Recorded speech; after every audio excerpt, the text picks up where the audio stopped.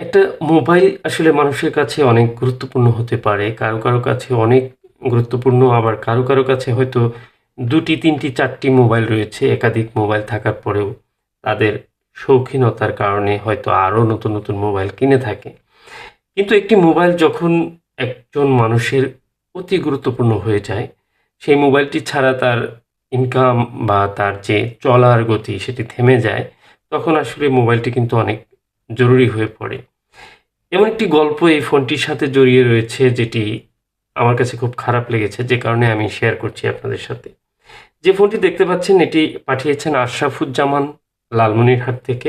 উনি পেশায় একজন স্টেট ফার্স্টে জব করেন। উনি আসলে একজন রাইডার।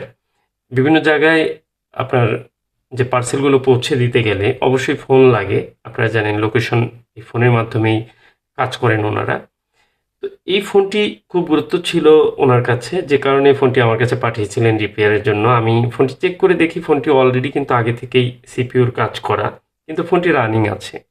ফোনটি অ্যাকচুয়ালি ডিসপ্লে প্রবলেম। আমি রানিং একটি ডিসপ্লে লাগিয়ে যখন চেক করি দেখতে পাই ডিসপ্লে সমস্যা।